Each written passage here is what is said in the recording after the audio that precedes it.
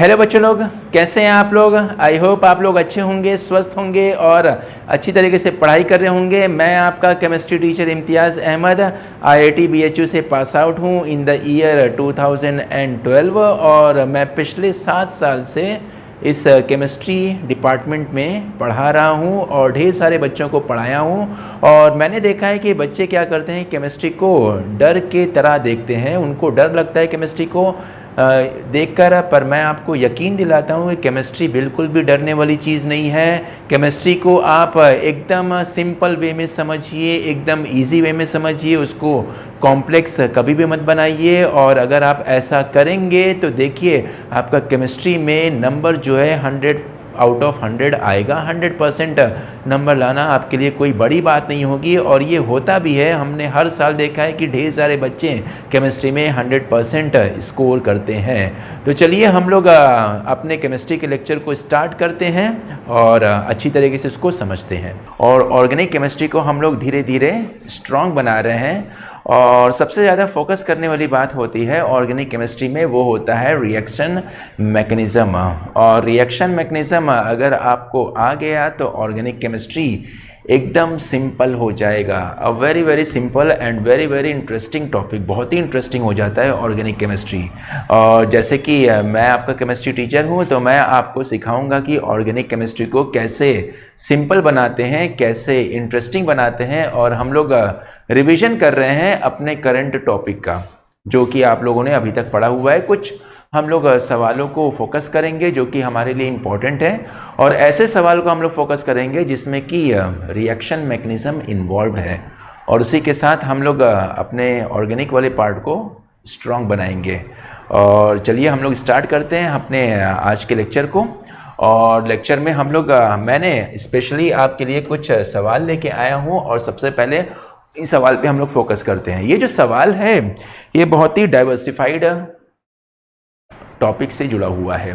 मतलब कि organic chemistry के बारे में तो आपको आइडिया है ही है कि ऑर्गेनिक केमिस्ट्री का सबसे जो फंडामेंटल पार्ट होता है, जो सबसे फंडामेंटल एस्पेक्ट होता है, वो होता है नॉमेनक्लेचर और आइसोमेरिज्म, जिसका हम लोग ऑर्गेनिक केमिस्ट्री में इस्तेमाल करते हैं। आइसोमेरिज्म, बच्चों को लगता है कि आइसोमेरिज्म पढ़ने के बाद वो ख़त्म हो जाता है, पर आइसोमेरिज्म का यूज़ आता है जब हम लोग 3 डायमेंशनल स्पेस में प्रोडक्ट का फॉर्मेशन करते हैं और देखते हैं कि प्रोडक्ट किस फॉर्म में बनता है। सिस बनता है, ट्रांस बनता है, सिन बनता है, एंटी बनता है। इस तरीके से ढेर सारे तरह के पॉसिबिलिटीज़ बनते हैं। तो उसी पॉसिबिलिटीज़ के बारे में बताता है हमारा आइसोमेरिज्म का पार्ट। और साथ ही साथ हम लोग नॉमेनक्लेचर तो बेसिक सी चीज़ है जिसके बारे में सारे बच्चों को जानना चाहिए कि किसी भी मॉलिक्यूल को हम लोग IUPAC नेम के साथ जानना ज़्यादा प्रेफर करते हैं, क्योंकि वहाँ पर एम्बिग्यूटी नाम की चीज़ ख़त्म हो जाती है। एम्बिग्यूटी का मतलब कन्फ्यूजन नाम की चीज़ ख़त्म हो जाती है। और फिर जो सबसे अच्छा पार्ट है वो है GOC, general organic chemistry. General organic chemistry और रिएक्शन मैकेनिज्म दोनों आपस में जुड़ा हुआ है। इनफैक्ट हम ये कहते हैं कि जनरल ऑर्गेनिक केमिस्ट्री जो होता है वो रिएक्शन मैकेनिज्म की एक तरह की से तैयारी हो जाती है कि अगर आपको रिएक्शन मैकेनिज्म पढ़ना है तो GOC को आपको एक्सेल करना पड़ेगा, क्योंकि GOC एक आपको आइडिया देता है कि प्रोडक्ट का फॉर्मेशन कैसे कैसे होता है, मेजर प्रोडक्ट क्या होगा, माइनर प्रोडक्ट क्या होगा, और रिएक्शन मैकेनिज्म इसी GOC को यूज करके प्रोडक्ट का फॉर्मेशन करता है। तो जैसे कि ये वाले सवाल पे आप लोग फोकस करिएगा। सवाल पूछा हुआ सवाल है और अच्छा सवाल है, बहुत ही बेसिक सवाल है और इसमें GOC का टॉपिक इस्तेमाल में आता है। कौन सा टॉपिक इस्तेमाल में आता है बेटा लोग? GOC का टॉपिक इस्तेमाल में आता है। जैसे कि सवाल पूछ रहा है कि the compound that is most difficult to protonate, मतलब कि जो H+ आयन से रिएक्ट क्या करे, सबसे कमजोर तरीके से करे। प्रोटोनेट का मतलब H+ आयन के साथ रिएक्शन। और यहां पे देखिए ये आपका वाटर है, ये आपका वाटर मॉलिक्यूल हो गया, दैट इज अ वाटर। असल में हम लोग क्या कर रहे हैं कि ऑक्सीजन के साथ जो ग्रुप जुड़ा हुआ है उसका वेरिएशन करा रहे हैं। यहाँ पे वाटर है, इधर हमने एक तरफ एल्किल ग्रुप लगाया है, एक तरफ हाइड्रोजन लगाया है, तो ये हो गया एल्कोहल। यहां पर देखिए एक तरफ एल्किल ग्रुप, दूसरी तरफ भी एल्किल ग्रुप हो, तो ये हो गया आपका ईथर। और ईथर के बाद यहाँ पे देखिए एक तरफ फिनाइल है और दूसरी तरफ हाइड्रोजन है, तो ये हो गया आपका phenol, a special type of alcohol that is called as phenol. और ये पूछ रहा है कि किस किस मॉलिक्यूल में प्रोटोनेशन प्रोसेस सबसे खराब तरीके से होगा, प्रोटोनेशन सबसे खराब होगा। अब देखिए प्रोटोनेशन H+ आयन को अटैक करना है। H+ आयन किसकी तरह काम करता है? H+ आयन काम करता है इलेक्ट्रोफाइल की तरह, मतलब कि इसको जरूरत है इलेक्ट्रॉन की, और इलेक्ट्रॉन है कहां पे बेटा? इलेक्ट्रॉन है ऑक्सीजन पर। ऑक्सीजन पर 2 लोन पेयर इलेक्ट्रॉन है, मतलब कि सारे के सारे ऑक्सीजन एटम जो है वो एक पोटेंशियल इलेक्ट्रोफाइल अटैकिंग पॉइंट की तरह काम करेगा। अ वेरी पोटेंशियल इलेक्ट्रोफाइल की तरह क्या करेगा? काम करेगा, इलेक्ट्रोफाइल अटैकिंग पॉइंट की तरह काम करेगा। तो इलेक्ट्रोफाइल यहां पे भी अटैक कर सकता है, यहां पे भी, यहां पे भी, यहां पे भी। अब सवाल यह है कि कहां पर इलेक्ट्रोफाइल या कहां पर H+ आयन बहुत कमजोरी के साथ रिएक्ट करेगा। ऑब्वियस सी बात है, जहां पे इलेक्ट्रॉन की कमी होगी वहीं पर इलेक्ट्रोफाइल बहुत मुश्किल से अटैक करेगा। अब देखते हैं कहां पर इलेक्ट्रॉन की कमी है। यहां पे देखिए हाइड्रोजन एक रेफरेंस एटम की तरह हम लोग ट्रीट करते हैं, जिसकी वजह से ऑक्सीजन पे जो इलेक्ट्रॉन की डेंसिटी होनी चाहिए वो उतनी ही रहती है। CH3 की बात करते हैं तो CH3 अपना +I इफेक्ट लगाता है, और जब +I इफेक्ट लगाता है ऑक्सीजन पर इलेक्ट्रॉन की डेंसिटी को बढ़ा देगा। इसी तरीके से यहां पे भी CH3 और CH3 जो है अपना +I इफेक्ट लगाता है, जिसकी वजह से इलेक्ट्रॉन की डेंसिटी को और ज्यादा बढ़ा देगा। मतलब कि अगर हमसे कोई पूछा जाता है कि इन तीनों में सबसे अच्छा पोटेंशियल साइट इलेक्ट्रोफाइल का कौन सा है, तो हम लोग बोलते हैं कि ये वाला साइट जो है सबसे अच्छा पोटेंशियल साइट है इलेक्ट्रोफाइल का, क्योंकि वहां पे इलेक्ट्रॉन की डेंसिटी मैक्सिमम है। अब बात आ जाती है कि ये फिनाइल वाला क्या काम करेगा। तो हम लोग यहाँ पे स्ट्रक्चर को ड्रॉ करते हैं। फिनाइल का स्ट्रक्चर बच्चा जानते हैं कि फिनाइल का स्ट्रक्चर बेंजीन रिंग की तरह होता है, बस उसमें क्या करना पड़ता है, एक हाइड्रोजन को हमें रिप्लेस करना पड़ता है, और यहाँ पे हमने ऑक्सीजन लगा दिया, ऑक्सीजन पे लोन पेयर है, और यहाँ पे हमने हाइड्रोजन लगा दिया। ठीक है, तो यहाँ पे देखिए ये जो आपका लोन पेयर है, क्या बेटा? लोन पेयर है। ये लोन पेयर जो है वो बेंजीन रिंग के साथ कॉन्जुगेशन में है। So that is in conjugation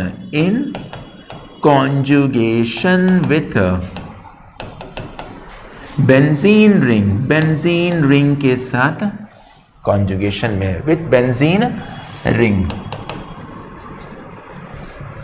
अब क्योंकि बेंजीन रिंग के साथ कॉन्जुगेशन में है तो यहां पे हो जाएगा डीलोकलाइजेशन, और डीलोकलाइजेशन होने की वजह से यहां पे इलेक्ट्रॉन डेंसिटी जो है वो कहां पे हो जाएगा? बेंजीन रिंग पर बढ़ जाएगा। मतलब कि ऑक्सीजन का जो आपको लोन पेयर दिख रहा है, असल में वो ऑक्सीजन का लोन पेयर उस पर मौजूद है ही नहीं है, वहां पर इलेक्ट्रॉन की डेंसिटी कम हो जाती है। तो बोलते हैं कि here electron density is poor. क्यों इलेक्ट्रॉन डेंसिटी पुअर है? क्योंकि lone pair of electron is in conjugation with benzene ring, जिसकी वजह से वो उतना ज्यादा अवेलेबल नहीं है। तो इस वजह से यहाँ पे इलेक्ट्रॉन की डेंसिटी कम हो गई है। इस वजह से यहाँ पर प्रोटोनेशन प्रॉपर्टी जो होगा वो सबसे खराब होगा। तो आंसर क्या हो जाएगा? फोर्थ वाला will be the answer. Fourth वाला विल बी द आंसर। तो ये हो जाएगा आपका आंसर। सिंपल सी बात। तो अगर देखिए, अगर सिंपल सा कॉन्सेप्ट है कि अगर लोन पेयर ऑफ इलेक्ट्रॉन जो है कॉन्जुगेशन में इन्वॉल्व है तो उसकी अवेलेबिलिटी कम हो जाएगी, और जब उसकी अवेलेबिलिटी कम हो जाएगी तो वो इलेक्ट्रोफाइल के अटैकिंग साइट की तरह कम बिहेव करेगा। तो that will be the answer. अच्छा सवाल था जो कि बच्चे को समझ में आ जाता है किस तरीके से यहाँ पर इसका आंसर दे सकते हैं, जस्टिफाई भी कर सकते हैं। मूविंग टू नेक्स्ट क्वेश्चन, यहाँ पे देखिएगा द स्ट्रक्चर ऑफ इंटरमीडिएट ए। अच्छा, आपसे इंटरमीडिएट ए का स्ट्रक्चर पूछ रहा है इन दी फॉलोइंग रिएक्शन। बड़ा फेमस रिएक्शन है बेटा ये। फेमस इस सेंस में क्योंकि ये एनसीईआरटी का एक बहुत ही अच्छा सा रिएक्शन है, और बहुत सारे एग्जामिनेशन में ये पूछता भी है, और नाम मॉलिक्यूल का नाम देके भी पूछता है कि ए जो बनेगा उसका नाम क्या होगा, या फिर ये जो है कंपाउंड उसका नाम क्या है। इसको हम लोग बोलते हैं that is called as cumene. This is called as cumene. एक क्यूमीन नाम आता है, एक साइमीन आता है, तो ये क्यूमीन का स्ट्रक्चर है। तो हमने क्या किया, क्यूमीन के साथ ऑक्सीजन का रिएक्शन कराया है। तो ऑब्वियस सी बात है कि क्यूमीन क्या करेगा, ऑक्सीजन के साथ रिएक्ट करके ऑक्सीडाइज करेगा। तो देखिए स्ट्रक्चर कैसे बनेगा। हमने यहाँ पे क्यूमीन के स्ट्रक्चर को ड्रॉ कर लिया, और कॉपी में आप लोग भी ड्रॉ करते चलिए। और यहाँ पे हमने H लगा दिया है, यहाँ पे लगा दिया CH3 और यहाँ पे भी लगा दिया हमने CH3। ठीक है, तो CH3 हो गया। जब इसको हम लोग ऑक्सीजन के साथ रिएक्ट करेंगे, मतलब कि ये क्या कर रहे हैं, ऑक्सीडेशन प्रोसेस करा रहे हैं, तो यहाँ पे मॉलिक्यूल का ऑक्सीडेशन स्टार्ट हो जाएगा। और जब यहाँ पे मॉलिक्यूल का ऑक्सीडेशन होगा तो कार्बन जो है वो ऑक्सीडाइज करके पर ऑक्साइड लिंकेज का फॉर्मेशन करेगा। किसका फॉर्मेशन करेगा, पर ऑक्साइड लिंकेज। तो यहाँ पर परऑक्सी लिंकेज का फॉर्मेशन हुआ, this is the परऑक्सी linkage, परऑक्सी linkage. तो ऑब्वियस सी बात है कि क्या हो गया, ए स्ट्रक्चर हो गया। उसके बाद बोल रहा है कि यहां पर हम लोग क्या रहे, हाइड्रोलिसिस कर रहे हैं। जब इसकी हम लोग हाइड्रोलिसिस करेंगे in acidic medium, H+ ion H2O का मतलब होता है कि हमने हाइड्रोलिसिस किया है किसमें, एसिडिक मीडियम में। तो ऑब्वियस सी बात है कि यहां पर बनेगा एक स्ट्रक्चर फिनॉल बन जाएगा और दूसरा स्ट्रक्चर बन जाएगा कीटोन का फॉर्मेशन होगा, CH3 C+O CH3, कीटोन का फॉर्मेशन हो गया। And that is a simple reaction है, जो कि एक मेथड है किसका, फिनॉल के कंस्ट्रक्शन का। अगर हमें फिनॉल का प्रिपरेशन करना है तो cumene is the best reagent, one of the best reagent for the preparation of phenol. और क्या करना है, बस हमें क्या करना है कि यहाँ पर आइसोप्रोपाइल बेंजीन का इस्तेमाल करना है। किसका, isopropyl. Cumene is also named as isopropyl benzene, isopropyl benzene, that is called as isopropyl benzene. In case अगर आपसे पूछ दिया जाता है कि बेटा ये आइसोप्रोपाइल बेंजीन कैसे बनाते हैं, तो हम लोग के पास एकदम सिंपल सा रिएक्शन है, that is called as Friedel Crafts alkylation. और फ्रीडल-क्राफ्ट एल्काइलेशन का यूज करके हम लोग बेंजीन को इसके साथ रिएक्ट करेंगे, प्रोपेन के साथ रिएक्ट करेंगे। बेंजीन लीजिए, प्रोपेन लीजिए, दोनों के बीच में रिएक्शन करा लीजिए और AlCl3 एनहाइड्रस फॉर्म में ले लीजिए, जो कि एक कैटलिस्ट की तरह काम करेगा। और यहाँ पे मैकेनिज्म हो जाएगा फ्रीडल-क्राफ्ट एल्काइलेशन का, जो कि हम लोग थोड़ी देर बाद फिर से पढ़ेंगे। तो आई होप सबको ये बात समझ में आ गया होगा। तो आंसर क्या हो गया बेटा, आंसर हो गया C will be the correct answer. और इसको एकदम याद कर लीजिएगा, बहुत अच्छा रिएक्शन है, बहुत अच्छा सवाल है। मूविंग टू नेक्स्ट, एक ईथर का सवाल आ रही है। द मेजर प्रोडक्ट C&D के बारे में पूछ रहा है, formed in the following reaction respectively are. अच्छा, यहां पे देखिए कुछ देखने में आप लोग को दिक्कत हो जाएगी, तो मैं इसको फिर से काट के अच्छे से लिख देता हूं। यहां पे लिखा हुआ है एक्सेस ऑफ HI हमने एक्सेस में लिया है, हाइड्रोजन आयोडाइड का यूज किया है किसमें, एक्सेस में। ये बहुत ही इंपॉर्टेंट स्टेटमेंट है, बहुत ज्यादा इंपॉर्टेंट स्टेटमेंट है, क्योंकि बहुत सारे बच्चे क्या करते हैं कि एक्सेस वर्ड को नजरअंदाज कर देते हैं और सोचते हैं कि केवल HI के साथ रिएक्शन कराना है। और जब HI के साथ रिएक्शन कराते हैं तो वहां पर उनका जो प्रोडक्ट बनता है वो फाइनल प्रोडक्ट नहीं बनता है, वहां पर बीच पे रिएक्शन स्टॉप कर जाता है।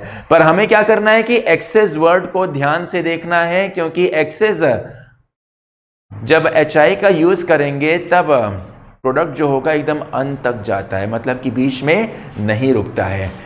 तो यहां पे देखते हैं कि क्या होगा यहाँ पर C और D। तो देखिए यहाँ पर मॉलिक्यूल क्या है, मॉलिक्यूल कुछ इस तरीके से लिखा हुआ है, CH3 है, CH2 है, CH2 है, ईथर ग्रुप है, और यहां पे देखिए CH3 और CH3, और यहां पे क्या कर दिया CH3।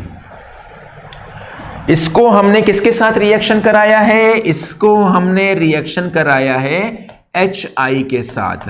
अब देखिए HI जो है वो एक एसिड की तरह काम कर रहा है, और ये ब्रेक करके H+ आयन देगा और H+ आयन का फॉर्मेशन करेगा और I- आयन का फॉर्मेशन करेगा। तो जो हमारा इथरल मॉलिक्यूल है, ईथर का जो मॉलिक्यूल है, वो असल में किसके साथ रिएक्ट कर रहा है, वो असल में रिएक्ट कर रहा है H+ आयन के साथ।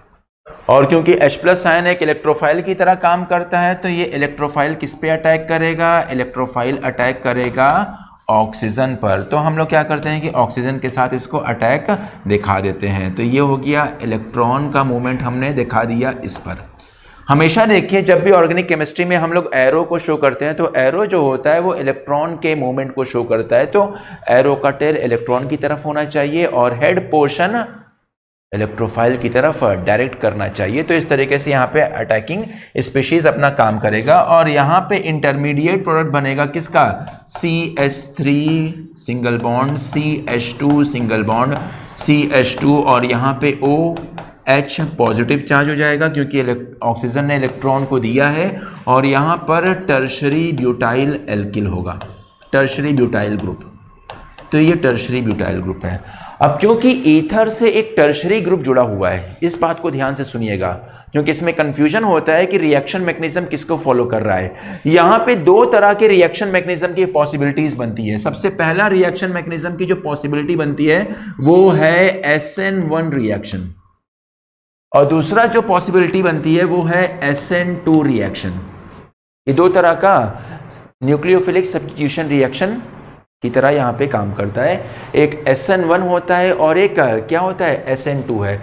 यहाँ पे न्यूक्लियोफाइल क्या है, I- इज द न्यूक्लियोफाइल, ये न्यूक्लियोफाइल की तरह काम कर रहा है। बच्चे सोच रहे होंगे कि यहाँ पे न्यूक्लियोफाइल का है, इलेक्ट्रोफाइल तो हमने देखा है H+, न्यूक्लियोफाइल का है, तो I- जो है एक न्यूक्लियोफाइल की तरह काम कर रहा है और इसी I- को क्या करना है, ईथर पर अटैक करना है। तो ईथर पे अटैक करने से पहले H+ आयन उसको साथ देता है कि किस पोजिशन पर इसको ईथर पे अटैक करने से प्रभावित करना है।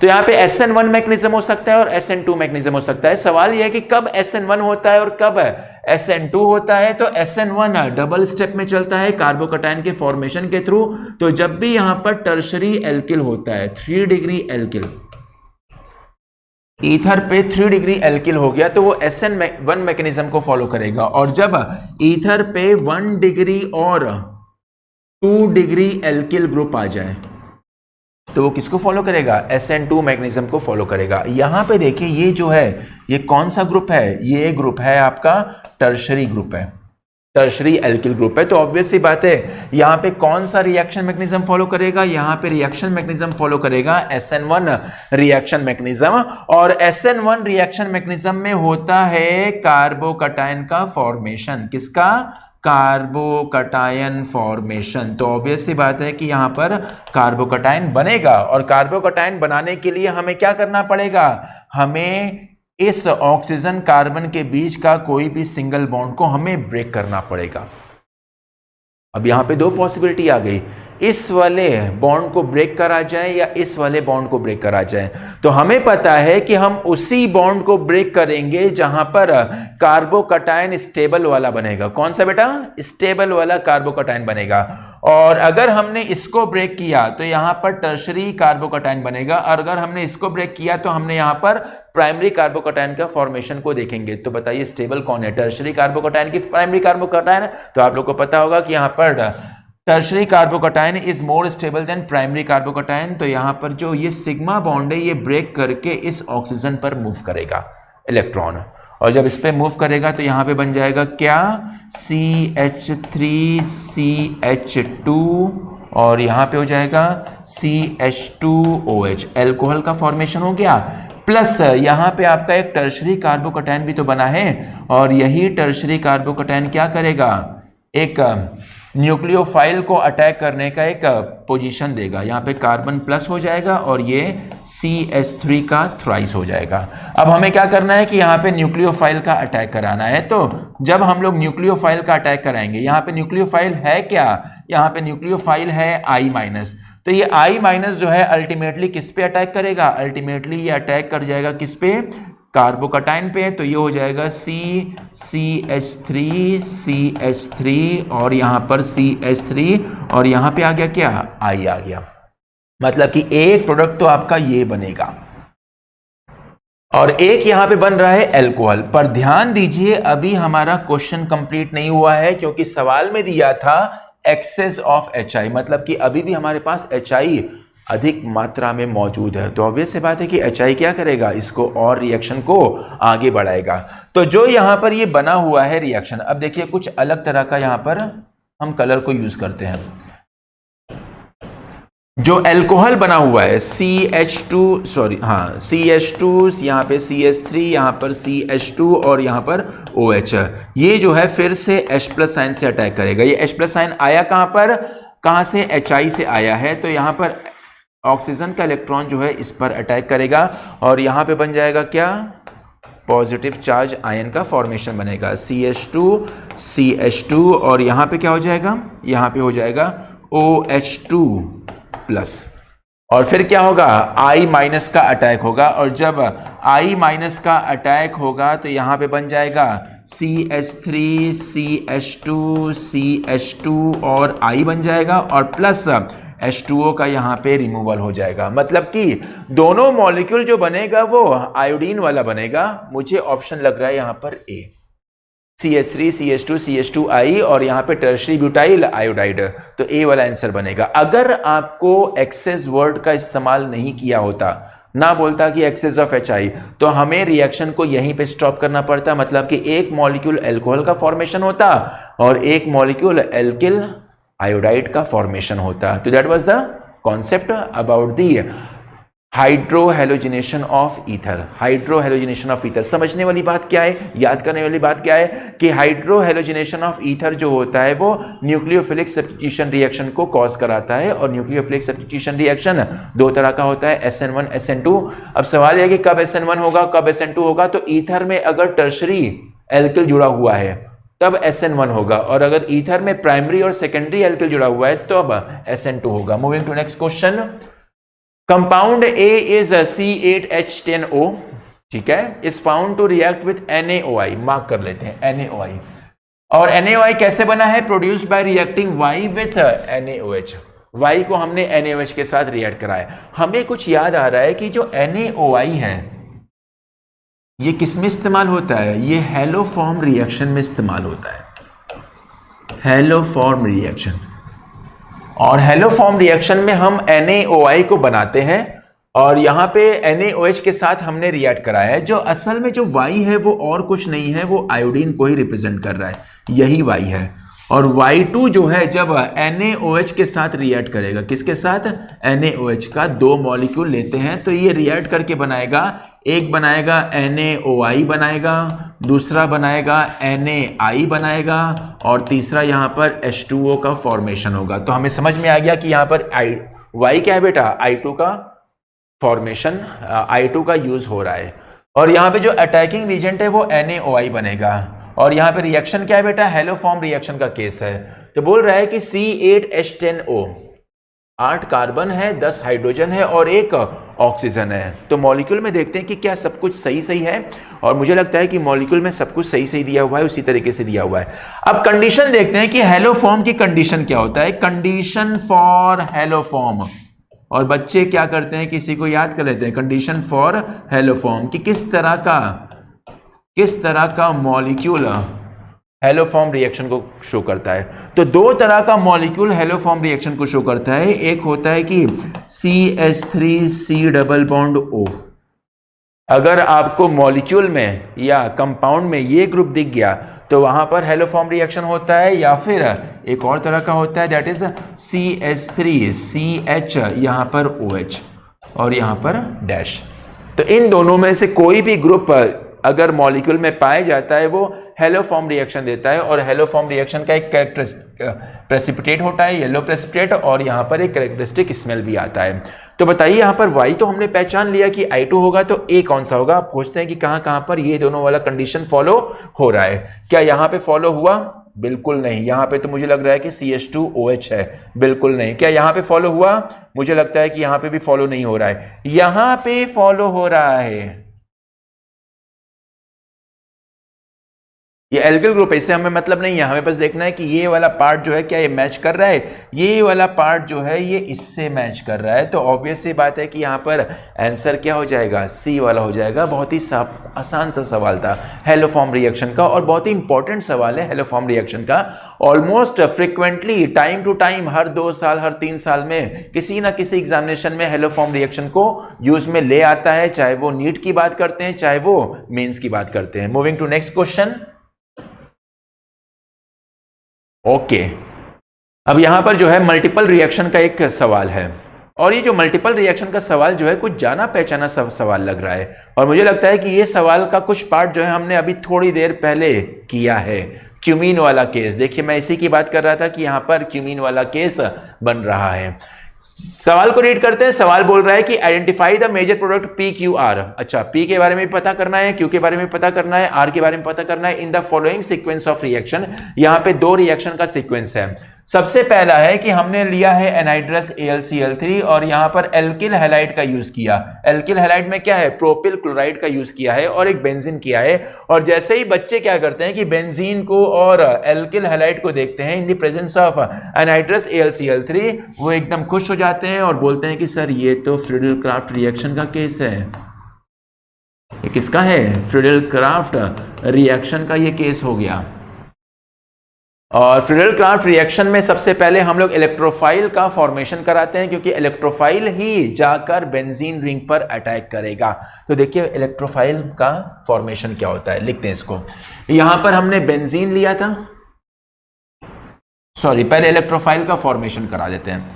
तो देखिए इलेक्ट्रोफाइल कैसे बनेगा, हमने यहां पे लिया था CH3 CH2 CH2 और Cl, और इसको हमने रिएक्ट करा दिया था AlCl3 से। किससे बेटा, AlCl3 से। और ये क्या लेंगे, एनहाइड्रस लेंगे, बहुत जरूरी है। एनहाइड्रस नहीं लेंगे तो कुछ अलग प्रोडक्ट बन जाएगा, यहां पर इसके साथ रिएक्ट नहीं करेगा। अब क्लोरीन के पास होता है लोन पेयर ऑफ इलेक्ट्रॉन, और एल्यूमिनियम के पास होता है वैकेंट d ऑर्बिटल, और लोन पेयर ऑफ इलेक्ट्रॉन तुरंत चला जाता है किसके पास, वैकेंट d ऑर्बिटल के पास चला जाता है, और वहां पे बॉन्डिंग फॉर्मेशन स्टार्ट कर देता है। अब देखिए यहां पे जब बॉन्डिंग का फॉर्मेशन होता है तो यहां पर एक इंटरमीडिएट बनता है, और इंटरमीडिएट हम ड्रॉ कर देते हैं, और आप लोग भी कॉपी पर ड्रॉ करते चलिए। जैसे कि ये हो गया, यहाँ पर Cl हो गया, Cl के साथ यहाँ पर एक नया बॉन्ड बनेगा, किसका, AlCl3 का बनेगा। और यहाँ पे क्योंकि क्लोरीन इलेक्ट्रॉन दे रहा है तो इस वजह से इस पर पॉजिटिव चार्ज डेवलप करेगा, और एल्यूमिनियम इलेक्ट्रॉन ले रहा है तो इस वजह से यहाँ पर एक नेगेटिव चार्ज डेवलप करेगा। अब क्योंकि क्लोरीन यहां पर दो बॉन्ड बनाना पसंद नहीं करता है तो तुरंत ये बॉन्ड क्या करेगा, ब्रेक करेगा, और ब्रेक करने के बाद यहां पे बन जाएगा इलेक्ट्रोफाइल, जिसका कि हमें इंतजार था, क्योंकि यही इलेक्ट्रोफाइल जो है वो किस पे अटैक करेगा, बेंजीन रिंग पे अटैक करेगा, और बनाएगा आपका क्या, पी प्रोडक्ट बनाएगा। जो पहला प्रोडक्ट जो पूछ रहा था उसके बारे में बनाएगा। पर अभी यहाँ पर एक बात हम लोग को ध्यान में देना है कि यहाँ पर जो हमें कार्बोकटायन मिला है वो 1 डिग्री कार्बोकटायन बना है। क्या बना बेटा, 1 डिग्री कार्बोकटायन। और हमें पता है कि 1 डिग्री कार्बोकटायन जो होता है वो स्टेबिलिटी के मामले में खराब होता है। तो हम लोग देखते हैं क्या यहाँ पर कोई स्टेबल कार्बोकटायन के फॉर्मेशन की पॉसिबिलिटी है, और हम लोग देखते हैं कि बिल्कुल है। यहाँ पे हम लोग क्या करेंगे, हाइड्राइड शिफ्ट करेंगे, और जैसे ही यहाँ पे हाइड्राइड शिफ्ट होगा तो बीच वाले कार्बन का एक हाइड्रोजन टर्मिनल वाले कार्बन पे चला जाएगा, और जब टर्मिनल वाले कार्बन पे चला जाएगा तो यहाँ पे आपको मिल जाएगा CH, फिर यहाँ पर हो जाएगा CH पॉजिटिव और CH3। यहाँ पे किस तरह का कार्बोकटायन बना, 2 डिग्री कार्बोकटायन का फॉर्मेशन होगा, और ये जो 2 डिग्री कार्बोकटायन है दैट इज मोर स्टेबल। तो लेस स्टेबल कार्बोकटायन अपने को मोर स्टेबल कार्बोकटायन में शिफ्ट करता है, चेंज करता है बाय हाइड्राइड शिफ्ट। और यही जो 2 डिग्री कार्बोकटायन है that will be the actual electrophile, और ये क्या करेगा, बेंजीन रिंग जो कि इंतजार कर रहा है एक इलेक्ट्रोफाइल का, तो इस बेंजीन रिंग के साथ इलेक्ट्रोफाइल अटैक करेगा और बनाएगा क्या, क्यूमीन का फॉर्मेशन करेगा, that will be forming a cumene. और यहां पे क्यूमीन का फॉर्मेशन हो गया, CH CH3 और CH3 आइसोप्रोपाइल बेंजीन क्यूमीन का फॉर्मेशन करेगा। तो इस तरीके से हम लोग देखते हैं कि पहला प्रोडक्ट हमारा बन गया। आते हैं सवाल पर, देखिए सवाल में क्या दिया था, ये था ना। तो यहाँ पे P क्या बन गया, क्यूमीन बन गया। कहां पर ऑप्शन में, कहां पर क्यूमीन है, कहां पे क्यूमीन है, ये तो नहीं है P, ये भी नहीं है, और क्या है बेटा यहां पे, मुझे लगता है कि ये वाला सही है। और QR क्या है, QR तो मैंने आपको अभी थोड़ी देर पहले ही बताया था। अच्छा ये वाला नहीं हो सकता है, क्यों नहीं हो सकता है, क्योंकि यहां पे भी एक और प्रोडक्ट है। Q जो होगा वो एल्कोहल होगा जो कि यहां पर कॉमन है। R क्या होगा, कीटोन होगा जो कि मैंने थोड़ी देर पहले आपको बताया था। तो आंसर क्या हो जाएगा, D वाला आंसर हो जाएगा। P हो जाएगा क्यूमीन, Q हो जाएगा एल्को फिनॉल और R हो जाएगा कीटोन, दैट इज एसीटोन का फॉर्मेशन होगा। तो समझ में आ गया होगा ये सवाल। अच्छा सवाल था ये और काफ़ी कॉमन सवाल भी था। रिएक्शन मैकेनिज्म की तरफ इसको ध्यान दीजिएगा, इसको नोट कर लिया होगा आई होप। तो चलिए अगले सवाल पे मूव ऑन करते हैं। अच्छा, GOC का सवाल, which one is the most acidic compound, कौन सा कंपाउंड सबसे अच्छा एसिडिक है। अच्छा एसिडिक मतलब जिसके अंदर H+ साइन देने की टेंडेंसी अच्छी होती है, और यहां पर H+ साइन देगा कौन, फिनॉल का OH ग्रुप देगा। जब फिनॉल अपना OH ग्रुप से H+ आयन देगा, क्या देगा बेटा, H+ आयन देगा, तो यहां पे बन जाएगा क्या, फिनॉक्साइड आयन का फॉर्मेशन होगा। क्या बनेगा, फिनॉक्साइड आयन का फॉर्मेशन होगा। और इसी फिनॉक्साइड आयन की जो स्टेबिलिटी है वही डिसाइड करेगा कि कितना H+ आयन बनेगा। फिनॉक्साइड आयन की स्टेबिलिटी, अगर फिनॉक्साइड आयन किसी तरीके से ज्यादा स्टेबल हो जाता है तो ऑब्वियस सी बात है कि इक्विलिब्रियम जो है वो फॉरवर्ड डायरेक्शन की तरफ शिफ्ट करेगा, और जब फॉरवर्ड डायरेक्शन की तरफ शिफ्ट करेगा तो H+ आयन के फॉर्मेशन का अमाउंट को बढ़ा देगा। और हमें देखना है कि कहां पर फिनॉक्साइड आयन की स्टेबिलिटी बढ़ेगी। फिनॉक्साइड आयन की स्टेबिलिटी वहीं पे बढ़ेगी जब ऑक्सीजन पे नेगेटिव चार्ज की डेंसिटी कम होगी। ऑक्सीजन पे, फिनॉक्साइड के ऑक्सीजन पे नेगेटिव चार्ज की डेंसिटी कम होगी तो हम लोग बोलते हैं कि फिनॉक्साइड आयन की स्टेबिलिटी ज्यादा होगी, क्योंकि कोई भी मॉलिक्यूल अपने ऊपर चार्ज रखना पसंद नहीं करता है। पॉजिटिव चार्ज है तो उसको भी हटाना चाहेगा, नेगेटिव चार्ज है तो उसको भी हटाना चाहेगा। तो इस वजह से बोलते हैं कि कोई भी मॉलिक्यूल अपने ऊपर चार्ज रखना पसंद नहीं करता है, और इसी वजह से हम लोग ये बोलेंगे कि फिनॉक्साइड के ऑक्सीजन पर नेगेटिव चार्ज की डेंसिटी जितनी ज्यादा कम होगी फिनॉक्साइड आयन की स्टेबिलिटी उतनी ही बढ़ती जाएगी। और फिनॉक्साइड आयन अगर ज्यादा स्टेबल होगा तो इक्विलिब्रियम आगे की तरफ शिफ्ट करेगा, और जब इक्विलिब्रियम आगे की तरफ शिफ्ट करेगा तो H+ आयन ज्यादा बनेगा, मतलब कि मोर एसिडिक हो जाएगा। और हमसे सवाल में भी यही पूछ रहा है कि मोस्ट एसिडिक। अब देखिए सारे केसेस में आपको फिनॉल तो दिख रहा है, बस कुछ सब्स्टिट्यूशन है। जैसे कि यहां पर NO2 है, यहां पे 3 NO2 है, और यहां पर क्या हो गया, मिथाइल ग्रुप है। अब देखते हैं कि कौन कौन सा ग्रुप अपना कौन कौन सा इफेक्ट लगाता है। और पता ही होगा कि यहाँ पे NO2 जो होता है वो अपना 2 इफेक्ट लगाएगा, एक -I इफेक्ट लगाएगा और एक -R इफेक्ट लगाएगा, क्योंकि पैरा पोजीशन पर है। रेजोनेंस इफेक्ट हमेशा ऑर्थो और पैरा पोजीशन पे लगता है, मेटा पोजीशन पे नहीं लगता है। तो यहाँ पे क्योंकि नाइट्रो ग्रुप पैरा पोजीशन पे है तो ये अपना R इफेक्ट लगाएगा, और वो भी कौन सा R इफेक्ट है, नेगेटिव, मतलब कि इलेक्ट्रॉन डेंसिटी को अपनी तरफ खींचेगा। तो जब ये इलेक्ट्रॉन डेंसिटी को अपनी तरफ खींचेगा तो फिनॉक्साइड आयन को और ज्यादा स्टेबलाइज करेगा। यहां पे 3 नाइट्रो है और तीनों जो है आपके ऑर्थो और पैरा पोजीशन पे है, तो -I -R -I -R और यहां पे भी -I -R, तीनों जगह से -I -R, मतलब कि अच्छे खासे अमाउंट से इलेक्ट्रॉन को अपनी तरफ खींच रहा है, जिसकी वजह से ऑक्सीजन पे जो नेगेटिव चार्ज बनेगा उसको काफी ज्यादा कम कर देगा। और क्योंकि काफी ज्यादा कम करेगा तो यहां पे स्टेबिलिटी को काफी बढ़ा देगा, तो एसिडिक कैरेक्टर क्या होगा, सबसे अच्छा हो जाएगा। तो आंसर सी होना चाहिए। डी क्यों नहीं है, क्योंकि डी जो है अपना 2 इफेक्ट लगाएगा, एक +I लगाएगा और एक +H लगाएगा, हाइपर कॉन्जुगेशन का भी इफेक्ट लगाएगा, जिसकी वजह से इलेक्ट्रॉन डेंसिटी को क्या करेगा, बढ़ाएगा। It will increase electron density on phenoxide ion. और क्योंकि फिनॉक्साइड आयन पे इलेक्ट्रॉन डेंसिटी बढ़ा दिया तो फिनॉक्साइड आयन को पसंद ही नहीं रहेगा, तो ये क्या करेगा, बिल्कुल नहीं। और यहां पे एसिडिक नेचर क्या हो जाएगा, कम हो जाएगा। तो आंसर क्या हो जाएगा, आंसर हो जाएगा सी वाला आंसर। GOC का सवाल है, GOC का सवाल है। मूविंग टू नेक्स्ट, एक और सवाल देख लेते हैं, और ये भी साइनाइड वाला सवाल है, KCN वाला सवाल है।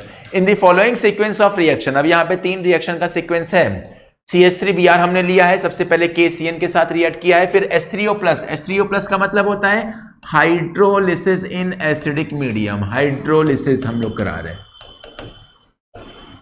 Hydrolysis in acidic medium. और यहाँ पे LiAlH4 लिथियम एल्यूमिनियम हाइड्राइड, और लिथियम एल्यूमिनियम हाइड्राइड का काम क्या होता है, ये रिड्यूसिंग एजेंट की तरह काम करता है। किसकी तरह? रिड्यूसिंग एजेंट की तरह ये काम करता है।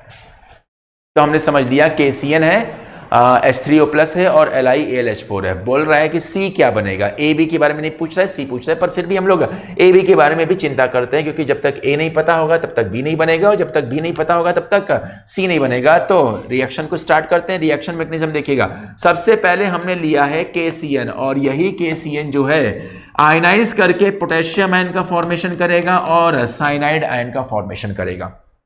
ये इंपॉर्टेंट बात है। एनसीईआरटी में भी आप देखिएगा, एक जगह KCN का इस्तेमाल करता है और एक जगह AgCN का इस्तेमाल करता है। ये डिफरेंशिएटिंग पार्ट है कि सवाल में या तो KCN दे सकता है या तो सवाल में आपको AgCN दे सकता है। KCN और AgCN देखने में तो लगभग एक ही जैसा दिखता है, पर दोनों का काम एकदम अलग अलग होता है, एकदम अलग तरीके से बिहेव करते हैं। कैसे अलग तरीके से बिहेव करते हैं? KCN जो होता है वो साइनाइड के फॉर्मेशन में काम देता है। किसके? साइनाइड। और AgCN जो है वो आइसोसाइनाइड के फॉर्मेशन में काम देता है।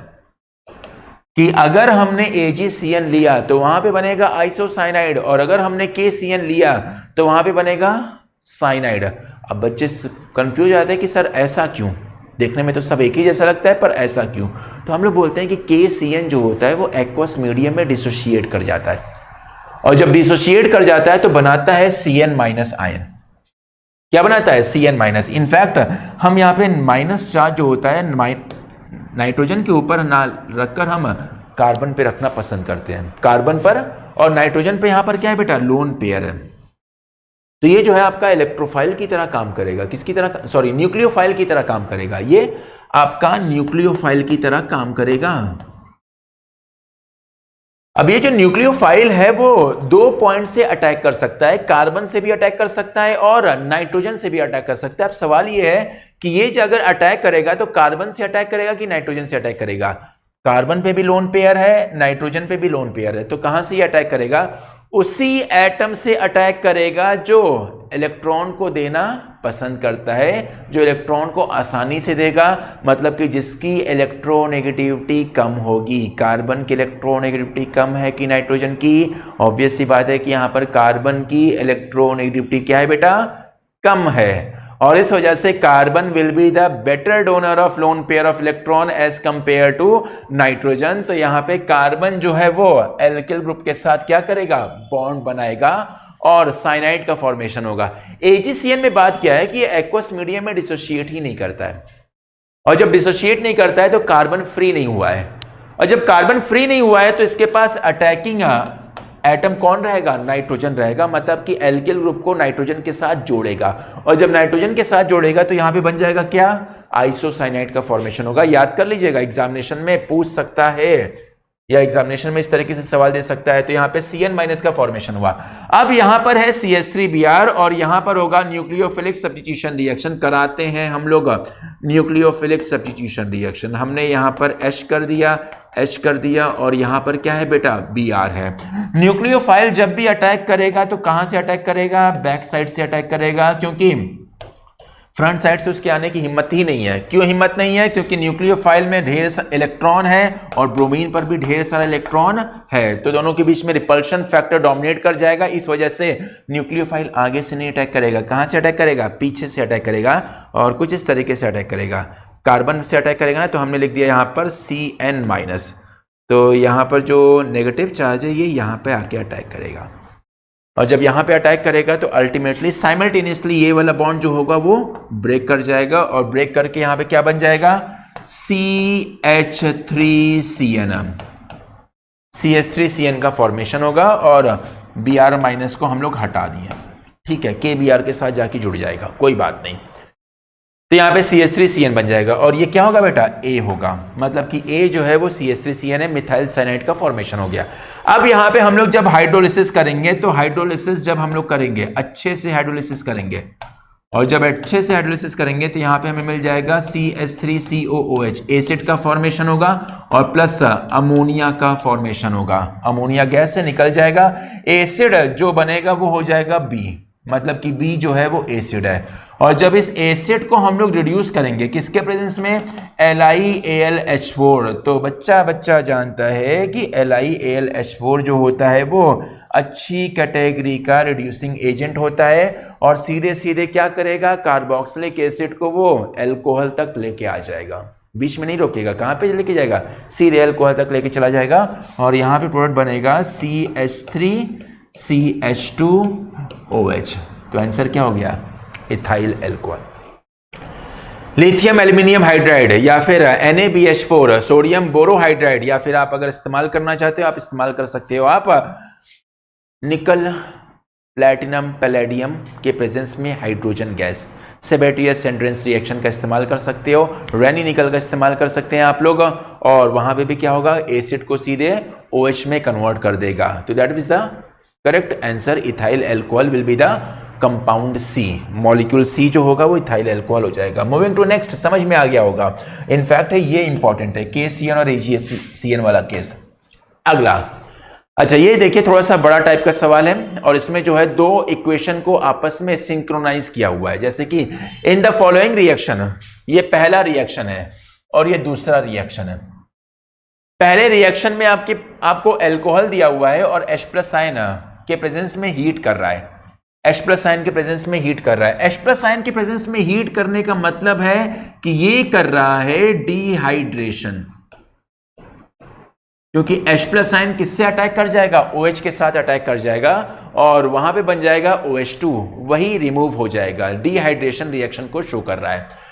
और यहां पे मेजर और माइनर प्रोडक्ट बनेगा, बिल्कुल बनेगा, मेजर भी बनेगा और माइनर भी बनेगा। और दूसरा जो है वो बोल रहा है कि इसका जो A बना हुआ है, इसी A को हम लोग इस्तेमाल करते हैं और HBr के साथ रिएक्शन करते हैं डार्क कंडीशन में।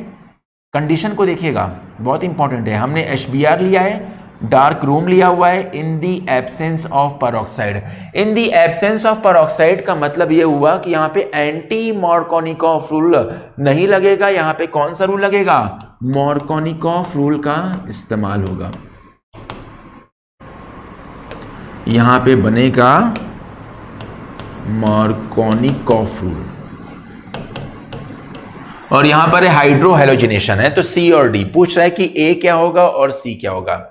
इनफैक्ट क्वेश्चन इनकम्प्लीट है, तो यहां पर क्वेश्चन ये था कि find A and C, find A and C, A और C के बारे में आपको पता करना है कि कौन होगा, 4 ऑप्शन दिया हुआ है। तो चलिए इसको हम लोग करते हैं सबसे पहले, और सबसे पहले हम लोग फर्स्ट रिएक्शन को फोकस करते हैं। फर्स्ट रिएक्शन में आपके पास अल्कोहल है और यहाँ पे सेकेंड कार्बन पे अल्कोहल और थर्ड कार्बन पर CH3 ग्रुप है, सेकेंड और थर्ड देख लेते हैं। तो देखिएगा यहाँ पर कैसे होगा, हमने मॉलिक्यूल को लिख दिया CH3 CH CH3 CH OH और यहाँ पे क्या बन जाएगा CH3।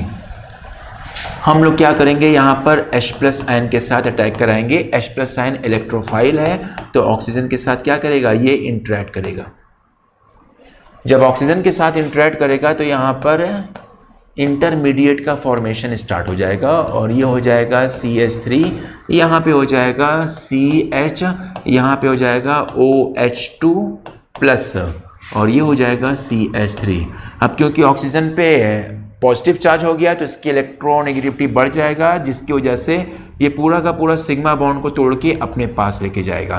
और जब सिग्मा बॉन्ड को तोड़ के अपने पास लेके जाएगा तो हमने वाटर मॉलिक्यूल को निकाल दिया, और जब वाटर मॉलिक्यूल को हमने निकाल दिया तो यहाँ पे बन जाएगा CH3CH, यहाँ पे बन गया CH3, ऊपर की जगह नीचे कर दिया, और यहाँ पे बन गया CH+, और यहाँ पे क्या बन जाएगा बेटा, यहाँ पे आपका बन जाएगा क्या, CH3।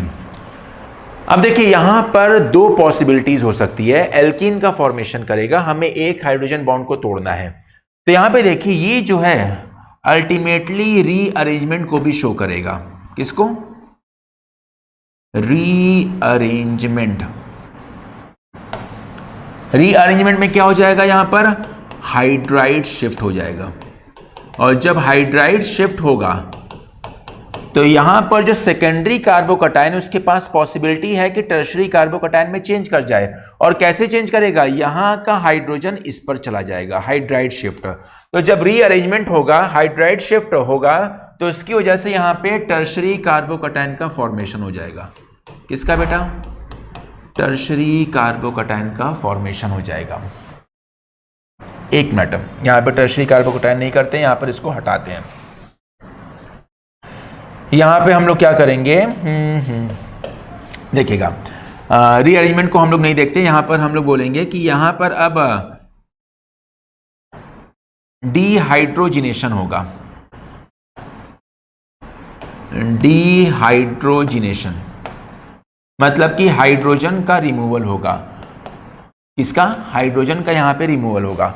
हाइड्रोजन के रिमूवल के लिए यहां पर अब दो पॉसिबिलिटीज हैं। पॉसिबिलिटीज को देखिएगा क्या क्या पॉसिबिलिटीज बन रही है हाइड्रोजन के रिमूवल का। एक हाइड्रोजन ऊपर कर देते हैं और यहां पे एक हाइड्रोजन इधर कर देते हैं। या तो ये वाला हाइड्रोजन H+ आयन के फॉर्म में निकलेगा, तो ये बॉन्ड क्या करेगा, इधर मूव करेगा। या फिर एक और पॉसिबिलिटी यार ये आ रही है कि ये वाला हाइड्रोजन H+ आयन के फॉर्म में निकलेगा, तो यहां पर क्या होगा, आपका इलेक्ट्रॉन यहां पे आएगा। तो दो तरह का यहां पे एल्कीन का फॉर्मेशन होगा। एक बनेगा ये CH3 और यहां पर C डबल बॉन्ड, यहां पे हो गया CH3 और ये हो जाएगा CH और ये हो जाएगा CH3, एक ये हो जाएगा। और दूसरा क्या हो जाएगा, दूसरा हो जाएगा ये वाला H+ आयन अगर निकालते हैं तो यहां पे डबल बॉन्ड आ जाएगा। मतलब कि यहां पे पॉसिबिलिटी ये है CH3 CH CH3 CH double bond CH2, इसमें से एक हो जाएगा A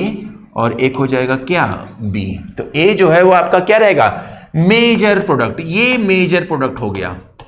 कैसे पता चला ये मेजर प्रोडक्ट है, क्योंकि ये सेडजेफ रूल को फॉलो कर रहा है। किसको, सेडजेफ रूल को फॉलो कर रहा है। और सेडजेफ रूल यही बोलता है कि जब हम लोग एल्कीन का फॉर्मेशन करते हैं तो वहां पर more substituted alkene is the prefer product, more substituted. जैसे कि यहां पे देखिए डबल बॉन्ड वाले कार्बन एटम से 3 एल्किल ग्रुप है, यहां पे देखिए डबल बॉन्ड वाले कार्बन से यहां पर केवल एक ही एल्किल ग्रुप है, बस ये वाला बड़ा वाला एल्किल ग्रुप है। और यहां पर क्या है, 3 एल्किल ग्रुप है। तो इस वजह से क्या है बेटा कि यहां पर more substituted alkene will be the major product and less substituted alkene will be the minor product. जो ए है वो क्या है, सेडजेफ रूल के अकॉर्डिंग मेजर प्रोडक्ट बनेगा। अब बच्चे ये सोचते हैं कि ये ऐसा क्यों हुआ, क्योंकि यहां पर डबल बॉन्ड जो होता है वो हाइपर कॉन्जुगेशन को शो करता है।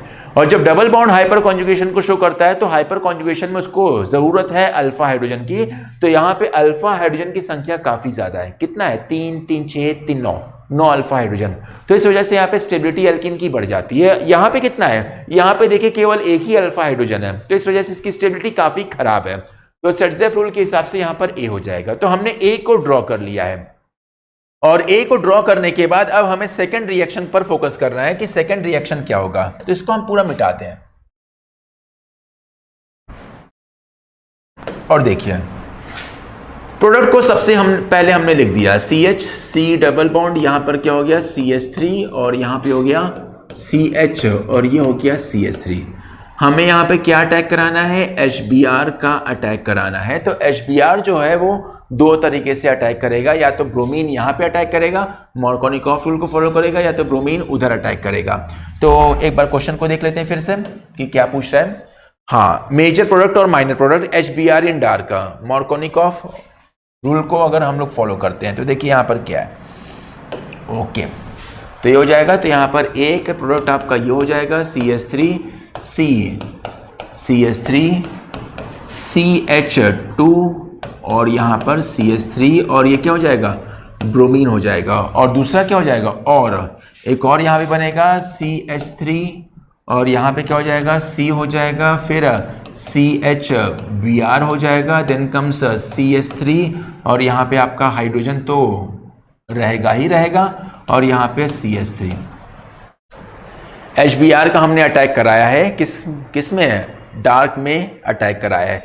तो यहां पर क्या होगा कि फ्री रेडिकल रिएक्शन होता है, that is a case of free radical reaction. और ये जो केस बना है वो टर्शरी फ्री रेडिकल से बना हुआ है। और ये केस किससे बना हुआ है? सेकेंडरी फ्री रेडिकल से बना हुआ है। और tertiary free radical is more stable. ये क्या है बेटा? More stable then primary free radical, less stable. तो देखते हैं आंसर क्या बन रहा है। आंसर को देखते हैं अब। तो अगर आंसर देखा जाए तो हमें सबसे पहले पता चल गया कि ए क्या होगा। तो ए ये वाला तो नहीं है। ए यहां पर ए जो है ये वाला पॉसिबल है, ये वाला नहीं है, और ये वाला पॉसिबल है। मतलब कि एक ये वाला हमें आंसर दिख रहा है और एक ये वाला हमें आंसर दिख रहा है ए। और हमसे पूछ रहा है कि सी क्या होगा? मेजर प्रोडक्ट है। तो सी में अगर देखा जाए तो हमने देखा कि यहाँ पर टर्शरी फ्री रेडिकल है और यहाँ पे सेकेंडरी है, और हमने बताया था कि tertiary free radical is the more preferred product. तो आंसर क्या हो जाएगा? B. B will be the answer. समझ में आई बात? तो B will be the answer. I hope सबको समझ में आ गया होगा। मूविंग टू नेक्स्ट क्वेश्चन, जल्दी से देखते हैं क्या है नेक्स्ट क्वेश्चन। अच्छा, रिपीटेड सवाल है। Following compounds are given. आपको 4 कंपाउंड दिया गया है। Which of the above compound on being warm with iodine solution with NaOH। फिर से आ गया आयोडीन सोल्यूशन विद NaOH। मतलब कि हमें किसके बारे में सोचना है? हेलोफॉर्म रिएक्शन के बारे में सोचना है। और जब हम लोग हेलोफॉर्म रिएक्शन के बारे में सोचेंगे तो हमें बस देखना है कि किस मॉलिक्यूल में ये 2 ग्रुप है, किस मॉलिक्यूल में ये 2 ग्रुप है, वही हमारा हो जाएगा आंसर कि वो हेलोफॉर्म रिएक्शन देगा। तो देखते हैं कौन कौन सा देगा। ये देगा, बिल्कुल देगा, इथाइल अल्कोहल इसको फॉलो कर रहा है। ये देगा, एसीटोन है, एसीटोन भी देगा क्योंकि इसको फॉलो कर रहा है। क्या ये देगा? बिल्कुल देगा। ये भी आपका क्या है? सेकेंडरी अल्कोहल का केस है। ये देखिए ये वाला, तो ये भी क्या कर रहा है? इसको फॉलो कर रहा है। ये देगा मिथाइल अल्कोहल? बिल्कुल नहीं, मिथाइल अल्कोहल एकदम नहीं देगा। तो आंसर क्या हो जाएगा? सी हो जाएगा। 1, 2 and 3। 1, 2 and 3 will give the haloform reaction, characteristic reaction for determining both the type of group। अगला सवाल देखते हैं। अच्छा, यहां पर दिया हुआ है CH2 CH2 CH2OH। Okay, on heating with पर आयोडिक एसिड। असल में यहां पर CH2 CH2 3 बार CH2 नहीं है, इसको हम लोग एक CH2 को हटा देते हैं।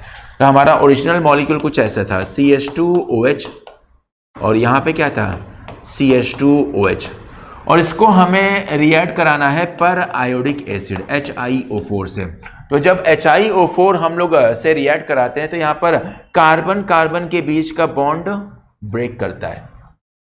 और जब कार्बन कार्बन के बीच का बॉन्ड ब्रेक करेगा तो यहां पे जो दोनों ग्रुप है, ऊपर और नीचे, दोनों ग्रुप क्या करेगा? ऑक्सीडाइज कर जाएगा। ये भी ऑक्सीडाइज कर जाएगा और ये भी क्या करेगा? ऑक्सीडाइज कर जाएगा। अब क्योंकि दोनों ग्रुप एक ही तरह का है तो प्रोडक्ट में क्या बनेगा? केवल एक बनेगा। तो यहां पे आपको मिल जाएगा एक एल्डिहाइड का फॉर्मेशन होगा और फिर एक और एल्डिहाइड का फॉर्मेशन हो जाएगा। मतलब कि 2 फॉर्मल्डिहाइड का फॉर्मेशन हो जाएगा। तो आंसर हो जाएगा सी। 2 molecules of formaldehyde will be formed. 2 molecules of formaldehyde will be formed. समझ में आ गई बात? तो ये हो गया हमारा ये वाला सवाल। अगला सवाल देखिएगा। इन द रिएक्शन, आसान सा सवाल है, इसको जल्दी से करिएगा कि यहां पर ईथर है और हमें क्या करना है? HI के साथ रिएक्ट कराना है। और HI केवल HI दिया हुआ है। अब यहां पे एक्सेस वर्ड का इस्तेमाल नहीं किया हुआ है। क्योंकि एक्सेस वर्ड का इस्तेमाल नहीं किया हुआ है तो यहां पे 2 तरह का प्रोडक्ट बनेगा। एक आपका बनेगा एल्कोहल और एक बनेगा hello alkyl group, alkyl halide बनेगा। एल्कोहल और एल्किल हैलाइड बनेगा। अब देखते हैं कि ईथर से कौन कौन सा ग्रुप जुड़ा हुआ है। एक यहां पे जुड़ा हुआ है प्राइमरी एल्किल, और यहां पे भी क्या जुड़ा हुआ है? Primary alkyl. अब क्योंकि दोनों तरफ प्राइमरी एल्किल है तो ये मैकेनिज्म को कौन सा फॉलो करेगा? SN2 मैकेनिज्म को फॉलो करेगा। अभी थोड़ी देर पहले मैंने आपको बताया था कि अगर प्राइमरी और सेकेंडरी एल्किल ग्रुप है ईथर से तो वो SN2 मैकेनिज्म को फॉलो करेगा, और अगर टर्शरी एल्किल आ गया तो वो SN1 मैकेनिज्म को फॉलो करेगा। और जब ये SN2 मैकेनिज्म को फॉलो करेगा तो देखिए यहां पर HI है, तो HI सबसे पहले ब्रेक करके बनाएगा न्यूक्लियोफाइल। तो यहां पर H+ का फॉर्मेशन हुआ और इसका फॉर्मेशन हुआ I- का फॉर्मेशन हुआ। फिर H+ आयन जो है इस पर अटैक करेगा, और जब H+ आयन इस पर अटैक करेगा तो हमें मिल जाएगा CH3 CH, यहां पे हो जाएगा CH3 और यहां पे हो जाएगा O के साथ हमने H कर दिया पॉजिटिव चार्ज, और ये CH2 और CH3। हमने सीधे सीधे क्या किया? H प्लस आयन को हमने अटैक कर दिया। अब क्या बात आती है कि यहां पर I माइनस मतलब कि न्यूक्लियोफाइल को अब अटैक करना है। तो न्यूक्लियोफाइल को अटैक करना है और SN2 मैकेनिज्म को फॉलो करना है। तो SN2 मैकेनिज्म का मेन फंडा ये होता है कि SN2 मैकेनिज्म में, किसमें बेटा, SN2 मैकेनिज्म में स्टीयरिक फैक्टर देखा जाता है। SN2 में स्टीयरिक फैक्टर देखा जाता है और SN1 में कार्बोकैटायन की स्टेबिलिटी देखा जाता है। क्योंकि यहाँ पे कार्बोकैटायन का फॉर्मेशन होगा नहीं तो उसके बारे में छोड़ देंगे। तो यहाँ पर हम लोग बोलते हैं कि SN2 मैग्नीशियम है तो यहाँ पे स्टीयरिक फैक्टर इन्वॉल्व करेगा। तो I माइनस वहां से अटैक करेगा जहां पर इसको स्टीयरिक फैक्टर कम मिलेगा। तो बताइए I माइनस कहां से अटैक करेगा, I माइनस जो इस पर, तो I माइनस वहां से अटैक करेगा जहां पे इसको लेस स्टीयरिक हिंड्रेंस मिलेगा। यहां से इसको लेस स्टीयरिक हिंड्रेंस मिल रहा है कि नहीं मिल रहा है। अच्छा, एक चीज मैंने यहां पे गलत कर दिया, यहां पर एक और CH2 मुझे ऐड करना था, इसको हटा देते हैं। अब देखिए यहां पर हो जाएगा CH3 CH CH3 CH2 और ये हो गया। यहां से अटैक करता है तो इसको ज्यादा स्टेरिक हिंड्रेंस मिलता है, यहां से कम मिल रहा है तो यहीं से अटैक करेगा। और जब यहां से अटैक करेगा तो ये वाला बॉन्ड ब्रेक करके इधर ऑक्सीजन पे चला जाएगा, बन जाएगा molecule CH3 CH CH3 CH2 और OH बन जाएगा। और प्लस यहां पे बन जाएगा CH3 CH2 और आयोडीन बनेगा। तो देखिए यहां पे कौन सा ऑप्शन बन रहा है, CH3 CH2 आयोडीन, एक ये बन रहा है और ये बन रहा है, मतलब कि आंसर हो जाएगा सी वाला हो जाएगा। इसको याद करने के लिए आपको क्या करना है कि बस इंपॉर्टेंट पॉइंट को आपको फोकस करना है कि SN1 रिएक्शन जो है वो कार्बोकैटायन की स्टेबिलिटी पे डिपेंड होता है और SN2 मैकेनिज्म जो है वो स्टीयरिक फैक्टर पे डिपेंड करता है। जहां पर कम स्टीयरिक फैक्टर लगेगा, कहां पर, जहां पर कम स्टीयरिक हिंड्रेंस लगेगा, I माइनस या फिर न्यूक्लियोफाइल उसी कार्बन पर अटैक करेगा, जैसे कि यहां पर हमने आपको बताया अटैक करा। Okay, moving to next. अच्छा, ये हो गया हमारा सॉल्यूशन वाला पार्ट। एक ये अंतिम सवाल है, इसको देख लेते हैं कि यहां पर एपॉक्साइड है और RMgX है, a very very important reagent RMgX, Grignard reagent. और ग्रिग्नार्ड रीजन का यूज इतना इंपॉर्टेंट है, क्यों? क्योंकि हम ग्रिग्नार्ड रीजन का यूज करके ऑलमोस्ट हर एक तरह का कंपाउंड का फॉर्मेशन कर सकते हैं। अगर आपको एल्केन बनाना है, हाइड्रोकार्बन बनाना है, हाइड्रोकार्बन बन जाएगा। अगर आपको एल्कोहल बनाना है, एल्कोहल बन जाएगा। अगर आपको फिनॉल बनाना है, फिनॉल बन जाएगा। अगर आपको कुछ भी बनाना है तो ग्रिग्नार्ड रीजन है ना।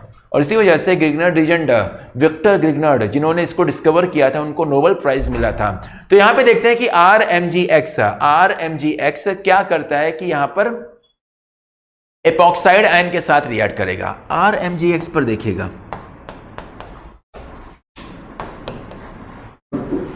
मैग्नीशियम पर पॉजिटिव चार्ज आता है और एल्किल ग्रुप पे क्या आता है, नेगेटिव चार्ज आता है। तो यहाँ पे पार्शियल पॉजिटिव और यहाँ पे पार्शियल नेगेटिव, जो भी। तो यहाँ पे क्या होता है कि एल्किल ग्रुप पर नेगेटिव चार्ज अपीयर करता है, ठीक है। तो यही क्या होता है कि जो आपका R है वो क्या करेगा, एक पोटेंशियल इलेक्ट्रोफाइल की, न्यूक्लियोफाइल की तरह काम करेगा। और ये जो है आपका इसके एक कार्बन के साथ जुड़कर एक नए तरह का बॉन्ड का फॉर्मेशन करेगा। तो यहाँ पे जो नेगेटिव चार्ज है, अब यहाँ पे देखिए ऑक्सीजन पे इलेक्ट्रोनेगेटिविटी ज़्यादा होती है, तो इस वजह से कार्बन पे पार्शियल पॉजिटिव कैरेक्टर डेवलप कर जाएगा। और जब यहाँ पे पार्शियल पॉजिटिव कैरेक्टर डेवलप करेगा तो यहाँ पर जो R माइनस है, R माइनस सीधे सीधे यहाँ पे अटैक करके एक नए बॉन्ड का फॉर्मेशन करेगा। और जब एक नए बॉन्ड का फॉर्मेशन होगा तो एक पुराना बॉन्ड यहाँ पे ब्रेक करेगा। तो यहाँ पे जब पुराना बॉन्ड ब्रेक करेगा तो यहाँ पे आपको मिल जाएगा R ग्रुप, फिर यहाँ पे हो जाएगा CH2 और यहाँ पे O नेगेटिव। यही O नेगेटिव जो है वो किसके साथ जुड़ जाएगा, MgX के साथ ये जुड़ जाएगा। किसके साथ, MgX। फिर बोल रहा है कि यहाँ पर हमने इसके साथ रिएक्ट कराया है, okay, RMgX leads to the formation of, अच्छा MgX। यहाँ पर हमें हाइड्रोलिसिस भी कराना था, हाइड्रोलिसिस भी हम लोग कराएंगे। तो जब यहाँ पे हम लोग प्रॉपर हाइड्रोलिसिस कराएंगे, क्या कराएंगे, proper hydrolysis in acidic medium H3O+। तो हाइड्रोलिसिस कराने पर यहाँ पे हमें मिल जाएगा RCH2 और OH मिल जाएगा, और प्लस Mg के साथ एक OH आ जाएगा और एक X आ जाएगा। तो प्रोडक्ट विल बी ये। एक चीज यहाँ पर मिसिंग थी, ये थी, क्या हो गया यहाँ पे प्रोडक्ट, RCH2CH2OH। तो जो यहाँ पे मिसिंग था वो था कि RMgX प्लस हाइड्रोलिसिस भी कराएंगे, तभी यहाँ पे बनेगा। हाइड्रोलिसिस की तो ज़रूरत पड़ेगी क्योंकि वहाँ पे आपका एक इंटरमीडिएट का फॉर्मेशन हुआ है। तो that's all from the today's lecture, और आई होप आप लोगों का कॉन्सेप्ट रिवाइज हुआ होगा, आपने अच्छी तरीके से सवाल को समझा होगा। इंपॉर्टेंट है कि आपको क्या करना है कि रिएक्शन मैकेनिज्म पे ज़्यादा फोकस करना है। एक बार रिएक्शन मैकेनिज्म आपको समझ में आने लगेगा, उसके बाद किसी भी तरह की रिएक्शन को आप अपने से भी कर सकते हो, वरना यही होता है कि आप हर एक तरह के रिएक्शन को रटिए, जो कि इम्पॉसिबल है। कितना रट सकते हो? ऑर्गेनिक केमिस्ट्री में ढेर सारे रिएक्शंस होते हैं, तो सबको रटना आसान बात नहीं है। तो हम लोग सीधे फोकस कर लेते हैं रिएक्शन मैकेनिज्म पर, क्योंकि एक रिएक्शन मैकेनिज्म हमें समझ में आ गया तो उस रिएक्शन मैकेनिज्म से जुड़ा हुआ सारे रिएक्शन को हम लोग सॉल्व कर सकते हैं। तो that's all from my lecture side. तो I hope you all people got my lecture. Thanks for watching and take care. Till then take care and have a nice day. On IS2ON study is always on. Concepts के बेहतर realisation के लिए IS2ON पर बने रहिए।